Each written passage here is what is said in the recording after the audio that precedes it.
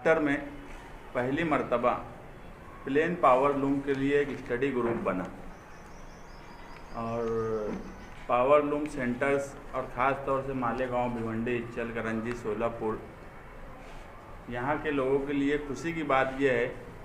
कि 13 दिसंबर को रईस शेख जो समाजवादी पार्टी के एमएलए हैं, नागपुर अजलास में उन्होंने सवाल रखा और उस पर एक कमेटी बनी और उस कमेटी ने मेरी मालूमात में इतनी जल्दी रिपोर्ट सरकार को सौंपी कल 5 फरवरी को शाम में। मैं कमेटी के तमाम रुकनों, अध्यक्ष सभी को मुबारकबाद देता हूं कि उन्होंने इस मर्तबा पावर लूम के जो मसाइल हैं उनको सीरियसली लिया और उस पर सीरियसली काम हुआ। 13 दिसंबर को जब लक्ष्य विधि लगी, लक्ष्य विधि एक ऐसा सवाल है, वो लोकल बॉडीज़ हो, पार्लियामेंट हो या असम्बली हो, कोई भी मेंबर अपना लक्ष्य विधि लगाता है और अगर उसे लिया जाता है असम्बली इजलास में तो उस पर बोलने का इख्तियार सभी को होता है। अगर कारपोरेशन में किसी और पार्टी के मेंबर ने कोई सवाल लगाया है तो उस पर ज़रूरी नहीं है कि दूसरी पार्टी के या दूसरे लोगों उस पर ना बोले। अगर हमें इंटरेस्ट है, हमें दिलचस्पी है तो हम ज़रूर उस पर बात रखेंगे। मगर बड़े अफसोस के साथ कहना पड़ रहा है कि जब इतने अहम सवाल पर लक्ष्य विधि लगी उस वक्त हमारे शहर के नुमाइंदे असम्बली हॉल में हाजिर नहीं थे। इससे बुनकरों और ख़ास तौर से पावर लूम पर कामकाज करने वाले लोगों में ये बात की तशवीश थी कि जो बुनकर नुमाइंदा बोलकर हमने भेजा वो उस दिन हाजिर नहीं थे। इसी को सामने रखते हुए हमने रईस शेख से गुजारिश की कि आप भिवंडी के एमएलए हो मगर मालेगांव शहर की भी नुमाइंदगी आप करिए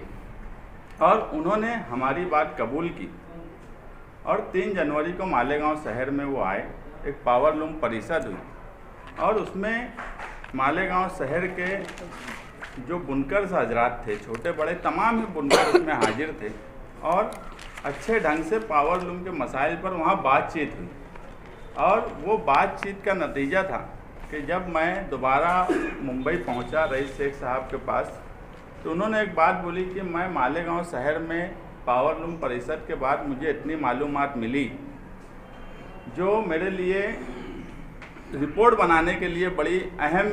रोल अदा कर रही है। तो वो उन्होंने उस वक्त भी मुझे कहा, कुछ बुनकरों से फ़ोन पर भी बातचीत की और मालेगांव शहरियान का शुक्रिया अदा किया। और ख़ास बात ये थी कि शान हिंद पावर लूम परिषद से पहले बुनकरों के घर गई, उनसे जब बातचीत की तो कई बुनकरों ने उनके मसाइल जब उनके पास रखे तो जो रिपोर्ट बनी उसमें किसी सियासी पार्टी का नाम है तो वो शान हिंद निहाल अहमद का नाम है। ये भी मालेगांव शहर के लिए खुशी की बात है कि एक सियासी पार्टी में कामकाज करने वाली जो बुनकर और पावर लूम के मसाइल में दिलचस्पी ले रही है, उन्होंने अपनी बात रखी तो शान हिंद ने वो बात वहाँ पर रखी है। जो भी मशवरे दिए वो शान हिंद के मशवरे हैं, मैं ऐसा नहीं मानता। वो मालेगांव शहर के तमाम पावर लूम पर काम करने वाले ख़ास तौर से बुनकर लोगों के मसले इसने सिर्फ रखा है वहाँ पर। ये उन सब की आवाज़ थी जो शान हिंद के ज़रिए रईस शेख तक गई और रईस शेख ने अपनी रिपोर्ट में उस बात को तस्लीम किया और उसे माना और उसे अच्छे ढंग से बनाया। उसमें भिवंडी, इचलकरंजी, सोलापुर और भी कई जगह के लोगों के मशवरे उसमें आए, मगर सियासी लीडर का इनका ही एक मशवरा जिसमें लिया गया। ये बड़ी खुशी की बात है मालेगांव शहरियान के लिए। और रईस शेख साहब ने मालेगांव शहर के कई मसाइल जो मालेगांव के नाम से उन्होंने रिपोर्ट में दिए कि मालेगांव में ये हो सकता है, मालेगांव में ऐसे मामले हैं, मालेगांव में ये मसाइल है, अच्छे ढंग से उन्होंने वो बात रखी। अब इस पर जो है टेक्निकल और वो जो रिपोर्ट है वो शान हिंद और जाहिद मौलाना ने उसकी स्टडी की है। शान हिंद वो रिपोर्ट जो है उसमें क्या क्या बातें हैं वो डिटेल में आपके सामने रखेंगे। भिवंडी के एमएलए समाजवादी पार्टी के उन्होंने लक्ष्य विधि लगाई थी जिसमें प्लेन पावर लूम के ताल्लुक से उन्होंने कहा था जो टेक्सटाइल पॉलिसी 2023 से 2028 की बन रही है उसमें प्लेन पावर लूम के बारे में कोई नुमाया स्कीम नहीं है, जबकि महाराष्ट्र में प्लेन पावर लूम से यानी टेक्सटाइल डिपार्टमेंट में ऐसा उन्होंने डिटेल में कहा था कि 12,70,000 प्लेन पावर लूम है, जिसमें डायरेक्ट और इनडायरेक्ट 30 लाख लोग जो है रोज़गार करते हैं। जो खेती के बाद, काश्तकारी के बाद सबसे बड़ा रोज़गार का ज़रिया महाराष्ट्र में जो है वो टेक्सटाइल और प्लेन पावर लूम का है। तो उन्होंने इस बात अपनी लक्ष्य विधि लगाकर गवर्नमेंट को बताया कि पॉलिसी जो बनाई गई है उसमें प्लेन पावर लूम के ताल्लुक से कोई खातिर ख्वाह बात नहीं है। उसके बाद उस पर अमल हुआ 19 तारीख को, और एक स्टडी ग्रुप बनाया गया जिसमें मुख्तलिफ़ जगह के जहाँ पावर लूम चलते थे वहाँ के नुमाइंदों को शामिल किया गया। हमारे लिए बदकिस्मती की बात थी कि माजी में देखे हुए रिकॉर्ड के मुताबिक मालेगांव शहर के नुमाइंदगी कमज़ोर थी, इसलिए जो स्टडी ग्रुप था उसमें मालेगांव शहर की नुमाइंदगी नहीं हुई, जिसका मालेगांव शहर के लोगों को बहुत अफसोस था। लेकिन जब भिवंडी के एमएलए रईस शेख का नाम आया तो हम लोगों ने ये बात को सोचा कि उनको मालेगांव बुलाया जाए और जो पावर लूम से मुंसलिक लोग हैं उनसे उनका राब्ता किया जाए और वो अपनी तकालीफ बताएं। तो एक पावर लूम परिषद का इनेकाद 3 जनवरी को मालेगांव शहर में हुआ समाजवादी पार्टी के बैनर तले, जिसमें मालेगांव शहर के मुख्तलिफ छोटे बड़े हर तरह के बुनकरों ने हिस्सा लिया और अपनी तकलीफ़ उनको तहरीरी तौर पर भी और ज़बानी भी बताया। यहाँ तक कि वो MIDC में गए, उन्होंने वहाँ जाके वहाँ के हालात देखे, स्पिनिंग मिल गए, उनकी तकलीफ़ उन्होंने सुना। और ये सारी तकलीफ़ सुनने के बाद एक खुद रईस शेख साहब ने एक प्रस्ताव बनाया था जो कमेटी को उन्होंने रखा था, जिसमें खुशी की बात ये है कि मालेगांव शहर के सारे मसाइल जो पावर लूम परिषद में बताए गए थे वो सब मसाइल इसमें उन्होंने लिखा, ताकि कमेटी को जब हुकूमत के सामने रिपोर्ट देना हो तो आसानी हो। ये बात जब ऐवान में असम्बली में रईस शेख साहब प्लेन पावर लूम के ताल्लुक से कर रहे थे तो मिनिस्टर चंद्रकांत पाटिल ने खड़े होकर कहा था कि ये बात सही है कि जितनी स्टडी रईस शेख साहब की पावर लूम इंडस्ट्री के ताल्लुक से, इतनी स्टडी उनकी ख़ुद की मिनिस्टर की नहीं है। और उन्होंने कहा था कि बिल्कुल हमको ये पता नहीं था कि प्लेन पावर लूम के लिए हमने स्कीम में क्या कमी छोड़ी है, लेकिन इस पर एक स्टडी ग्रुप बनेगा। और वो स्टडी ग्रुप बना जिसको 30 दिन का वक्त दिया गया था। जहाँ मालेगांव शहर में रईस शेख साहब यहाँ आए, उन्होंने सिर्फ सवाल पूछ कर अपना काम ख़त्म नहीं किया, उन्होंने सवाल पूछा। उसके बाद जगह जगह जहाँ पावर लूम सेंटर्स थे, चाहे वो मालेगांव हो, भिवंडी हो, नागपुर हो, इचलकरंजी हो, मुख्तलिफ़ जगह पर वो गए, शोलापुर हो, वहाँ गए और उन्होंने वहाँ जाकर फील्ड पर देखा कि क्या क्या तकलीफ़ बुनकरों को आती है, उसका क्या हल हो सकता है। उन्होंने अपनी 24 जनवरी को रईस शेख साहब ने अपना खुद का एक प्रस्ताव बनाया और उन्होंने बताया कि वो किन किन लोगों से मिले। और मैंने जब जो स्टडी ग्रुप का जो प्रस्ताव है जो हुकूमत के सामने कमेटी ने रखा, उसमें सबसे ज़्यादा जो नुकात है जो हमने स्टडी करके देखा वो रईस शेख साहब के ही हैं, क्योंकि उनकी स्टडी इतनी अच्छी थी कि उसको स्टडी ग्रुप को मानना पड़ा। जिसमें अहम बातें जो हैं उसमें सबसे ज़्यादा परेशान जो रहते हैं, जो हमने मालेगांव में पावर लूम परिषद में कहा था, जो कैपिंग होती है पावर की 27 HP की, तो वो 27 HP के ताल्लुक़ से ये कहा था कि 27 HP अब जो है वो काफ़ी नहीं है एक शेड के लिए, क्योंकि अब 24-27 लूम में जो है कफ़ालत नहीं हो पाती, तो लोग बड़ा प्रोजेक्ट डालते हैं। तो उसमें जो 27 HP से ऊपर सब्सिडी का ज़्यादा सब्सिडी मिले उसके बारे में उन्होंने ये पहला लिखा है जो कमेटी का यह है कि भाई 27 HP से 201 HP तक गवर्नमेंट ने ये ऐलान किया था अपने बजट में कि इनको 75 पैसे की छूट मिलेगी, सब्सिडी मिलेगी, लेकिन हुकूमत ने आज तक दिया नहीं। पहला उन्होंने ये बताया कि उसकी छूट को बढ़ा के 1 रुपया किया जाए प्रति यूनिट सब्सिडी, और 27 HP से ऊपर वालों के लिए वो फैसिलिटी दी जाए। और एक बात थी जो दिसंबर 2021 और जनवरी 2022 में जो लोग रजिस्ट्रेशन करने में, सब्सिडी के लिए रजिस्ट्रेशन करने में देरी हो गई थी, उसकी वजह से लोगों के बिल बहुत ज़्यादा आए थे और बिल पर इंटरेस्ट और फाइन आया था, जिसकी वजह से थक बाकी मालेगांव शहर के बहुत सारे सार्फिन उसके लिए परेशान थे। उसमें उन्होंने ये लिखा है कि जिनके जनवरी 2022 और दिसंबर 2021 का थक बिल बाकी है, वो उनके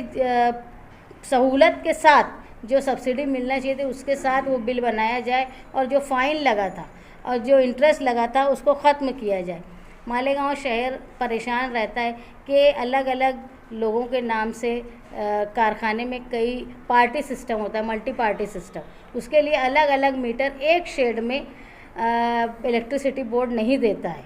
उनका ये बोलना है कि एक शेड में एक ही रूम रहा, उसमें पार्टीशन करना पड़ता था। लेकिन इस कमेटी ने ये ऐलान किया है कि अगर एक ही शेड में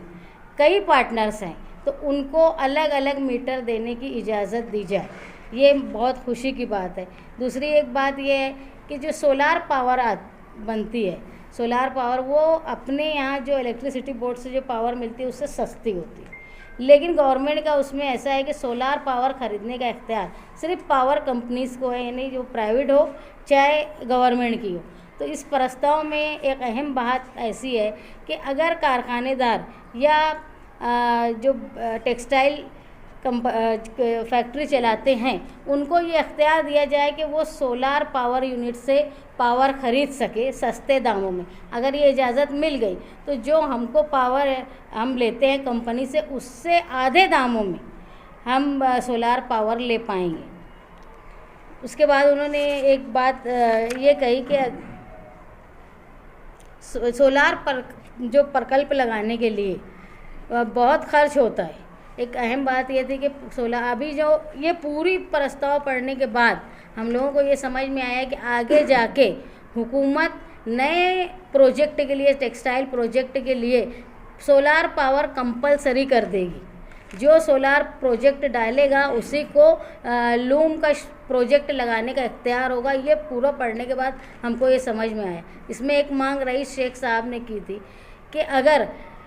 जो प्लेन पावर लूम का जो बुनकर है वो बहुत पैसे वाला नहीं होता, उनके पास जो असासा होता है बड़ी कीमत जो है वो खर्च कर देता है ज़मीन और शेड बनाने में, उसके बाद उसको लूम लाना होता है। तो ये बंदिश ना रहे कि सोलार पावर प्रोजेक्ट लगाना ही है, ये मर्ज़ी पर हो। अगर वो चाहे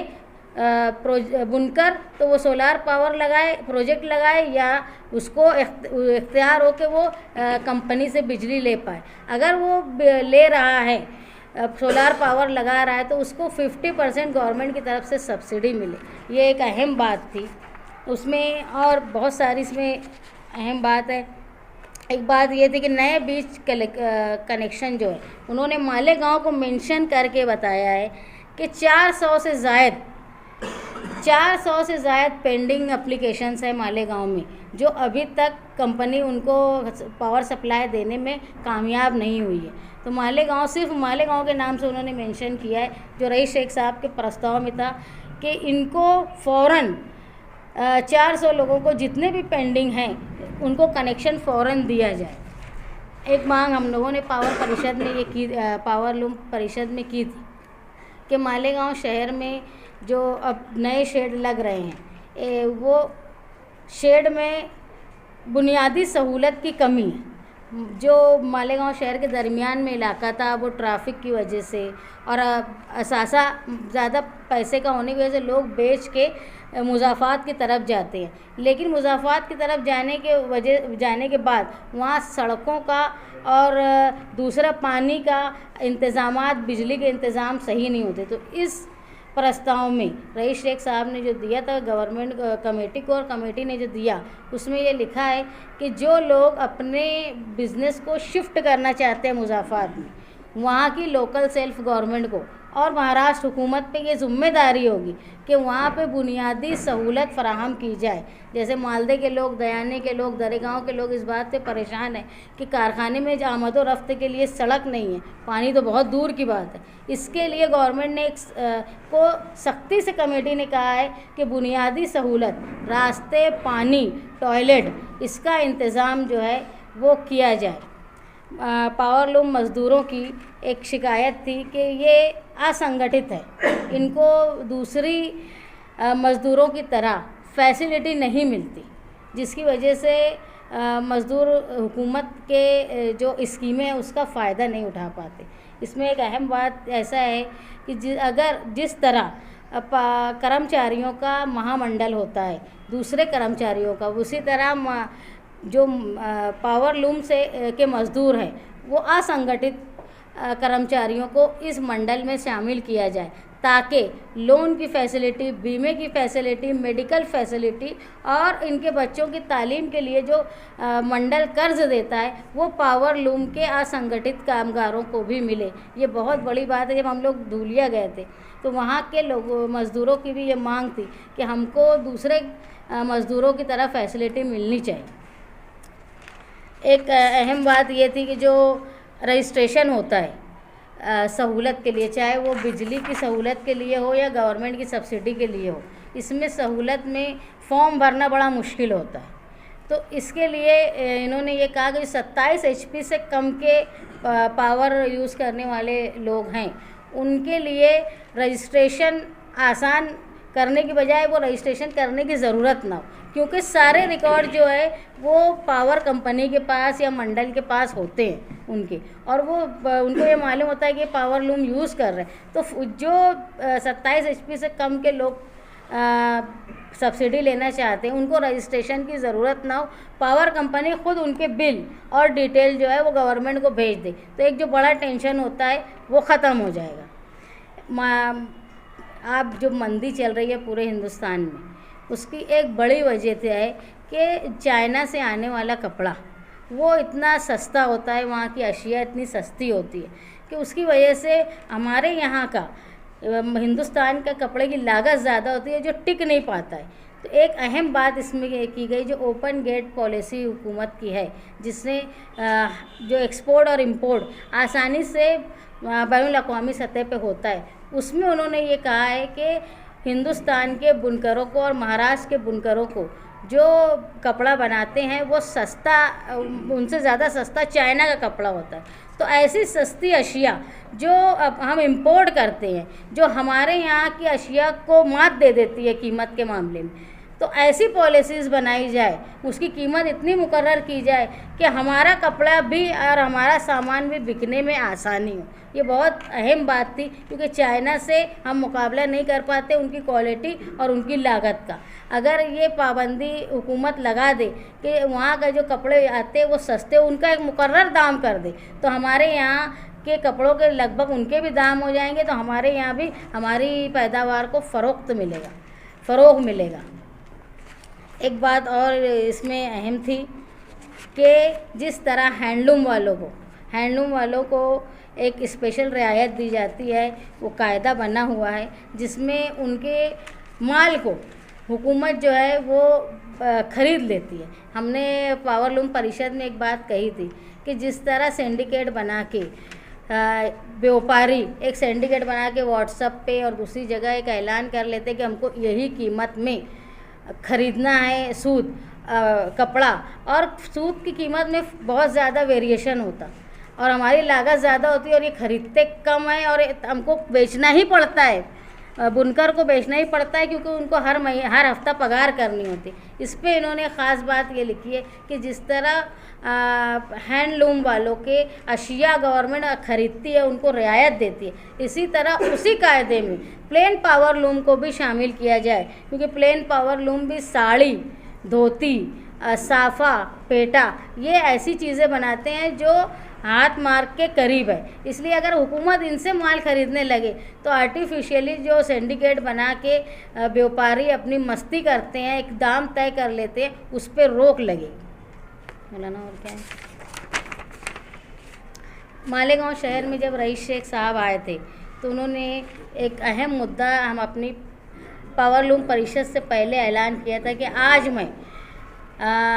जो स्टडी ग्रुप की मीटिंग में शामिल होकर यहाँ आ रहा हूँ, एक ऐसा एमएलए जो न सिर्फ अपनी नुमाइंदगी का हक अपने इलाके के लिए अदा करता है, बल्कि उन्होंने पूरे महाराष्ट्र के बुनकरों के लिए अपनी नुमाइंदगी का हक अदा किया।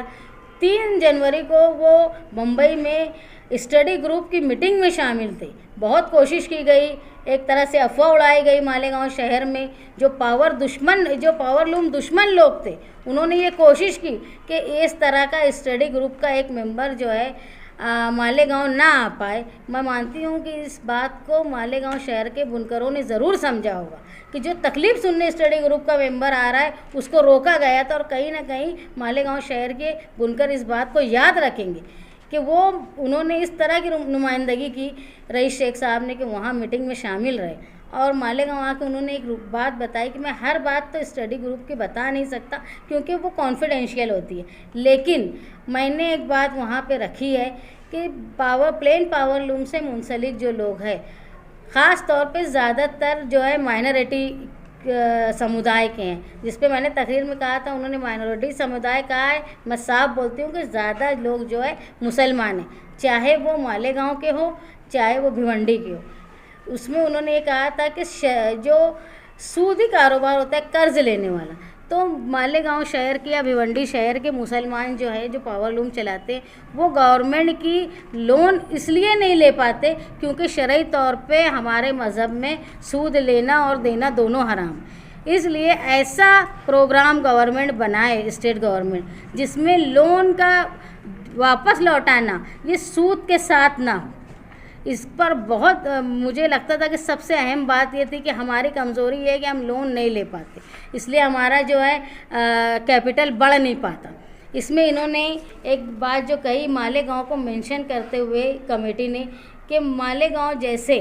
अल्पसंख्यक सेंटर में लोग कर्ज नहीं ले पाते मुसलमान आबादी होने की वजह से, सूद की वजह से। इसलिए शरई कानून के मुताबिक NBF लागू करना ऐसा और बिना सूदी कर्ज दिया जाए पावरलूम, चाहे वो इमला बनाने के लिए हो, पावरलूम लेने के लिए हो, चाहे सूत लेने के लिए हो। ये एक अहम चीज़ है जिसको मैं समझ रही हूँ कि मालेगांव के लिए अगर मंजूर हो जाता है तो बहुत फ़ायदेमंद रहेगा। एक चीज़ और इसमें ऐसी थी कि जिस तरह महामंडल होता है, महामंडल जो है वो तय करता है कि महाराष्ट्र भर के यूनिफॉर्म, चाहे स्कूली यूनिफॉर्म हो, चाहे बस में काम करने वालों के या हॉस्पिटल में, अलग अलग अदारों में काम करने वालों को स्टेट गवर्नमेंट जो है सरकारी अदारों में काम करने वालों को यूनिफॉर्म देती है। रईस शेख साहब ने जो प्रस्ताव दिया और उसको माना कमेटी ने, तो उसमें ये कहा गया कि कापड़ महामंडल में जो प्लेन पावरलूम से तैयार होने वाला कपड़ा है उसको भी शामिल किया जाए, ताकि जो गणवेश बनता है वो पावरलूम से निकले हुए माल का बने। तो एक बड़ी तादाद में, जिस तरह साड़ियाँ खरीद के, रंगीन साड़ी खरीद के गवर्नमेंट फ़रोग देना चाहती है रंगीन कारोबार को, उसी तरह प्लेन पावरलूम से निकलने वाले कपड़े को भी फ़रोग मिले, उसकी खपत हो बड़ी तादाद में। एक चीज़ और इसमें समझ में आई कि हुकूमत एक ऐसी पॉलिसी बनाए जिसके मुताबिक जो एक्सपोर्ट होता है, हमारे यहाँ का जो कपड़ा एक्सपोर्ट होता है, कैम्ब्रिज हो, कॉटन हो, उसमें लिखा है शॉल, टावेल है, टर्किश टावेल वगैरह जो शोलापुर में दूसरे इलाकों में बनता है, वो कपड़ा जाता है साउथ एशिया में। अभी जो यूक्रेन की जंग और दूसरी गाज़ा पट्टी में जो हालात है, उसकी वजह से बड़ी तादाद में जो है ये एक्सपोर्ट होना बंद हो गया है। तो गवर्नमेंट ऐसी पॉलिसी बनाए कि साल भर यहाँ से निकलने वाले, लूम से निकलने वाले कपड़े को, माल को खपत मिले, ऐसी पॉलिसी बनाए। ये एक अहम बात थी इसमें जो समझ में आई। और बुरी बात कौन सी है? और जो नए लोग हैं जो बुनकर बनना चाहते हैं, नए नौजवान, उनके लिए जहाँ जहाँ पावरलूम है ऐसे सेक्टर्स में वर्कशॉप और टेक्निकल मालूमात देने के लिए वर्कशॉप ऑर्गेनाइज़ करे गवर्नमेंट, ताकि जो यंग है, जो आज गवर्नमेंट बोलती है सेंट्रल गवर्नमेंट के स्किल के हिसाब से काम होना चाहिए। तो लोगों में हर पढ़े लिखे आदमी को हुकूमत नौकरी नहीं दे सकती, तो वही चाहती है कि लोग अपने पैर पे खड़े हो जाएं। तो पावरलूम के ताल्लुक से वर्कशॉप बनाया जाए जिसमें नौजवान लोग उसको समझे, और हुकूमत वो वर्कशॉप में ट्रेनिंग लेने वालों को बिना सूदी लोन दे ताकि वो अपना कारोबार खड़ा कर पाए। ये एक इसमें ख़ास बात है, बार बार जो गैर सूदी कारोबार की बात हो रही है, ये आना, ये समझ लीजिए, मैं मानती हूँ कि ये रईस शेख साहब का ही कमाल है कि इतनी कमेटी में वो वाहिद अल्पसंख्यक समाज के होने के बावजूद भी उन्होंने एक अहम नुक्ता रखा कि बिना सूदी कारोबार के करने के लिए कर्ज़ हुकूमत से मिले, इसके लिए। और आगे ऐसा है कि जो पहले यार्न बैंक थी जिसमें गैर सूदी कारोबार होता था, वैसा ही दोबारा स्टेट हुकूमत में शामिल किया जाए, ऐसे स्कीम बनाई जाए, ऐसा इन्होंने प्रस्ताव दिया। और बहुत से प्रस्ताव इंशाल्लाह डिटेल में अगर आप